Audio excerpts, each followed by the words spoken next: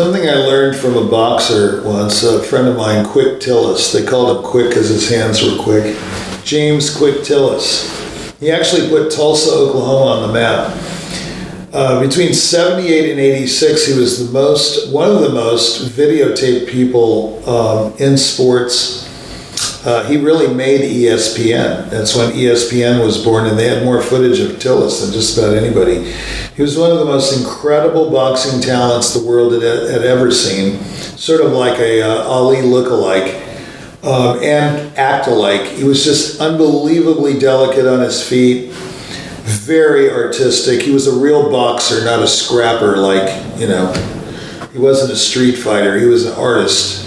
He was an amazing fighter. He would have gone to the very top and won everything if it wasn't for the fact that he was allergic to some major food groups, and they found out later that it was tiring him in later rounds and fights. But anyway, I want to talk about what I learned from him. I said, how did you fight Tyson? That was amazing. He couldn't even get in a punch. He said, "Hey, Daddy Rich." No, that's how he talked. He called me Daddy Rich. That was funny. I don't know if he thought I was rich, because I'm not, but he called me Daddy Rich. He said, "Daddy Rich," he said, "never let him land a punch. Never let him close to you.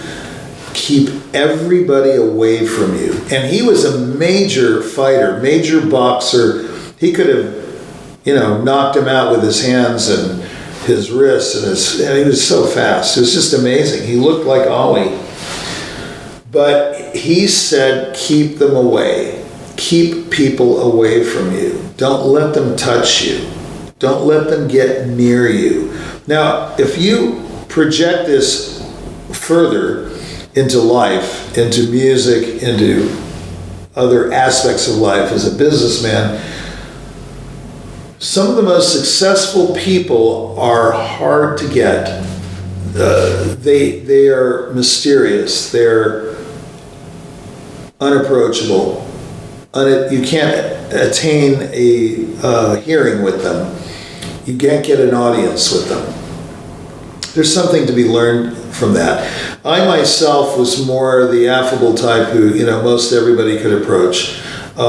Maybe to my detriment, I don't know. It's just been the way I've always been. But in later in life, I'm learning that if you are totally available all the time, it can be a real hindrance. Tillis told me that one of his best techniques was, he was tall, he was big, but he would just keep people away, keep the boxer away with his left hand. They couldn't get into him, they couldn't get close. At his peak, he hardly was touched. I mean, although I'm sure quite a few boxers landed punches on him, he boxed all the major boxers,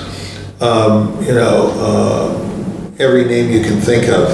But that lesson of keeping a distance between you and the other person, always in what I've learned from Tillis and others, but mostly from Tillis, is that you have to have a presence.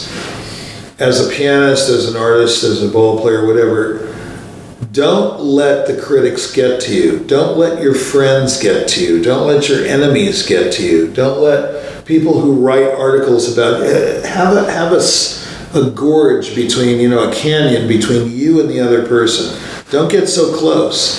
As one person said, Joe, you're getting so close here, and you care about me so much. I'm not sure if I'm feeling your toes or my toes. When you can't feel your own toes and someone's standing next to you really close, and I don't mean physically, I mean this is sort of, psychologically, then you don't know whether it's him or yourself that you're feeling. Don't let people get too close to you. It's good to be sensitive, and it's good to be friendly, and it's good to be honorable and all of that good stuff, but keep a distance. Let them, just kind of wonder, what are you all about?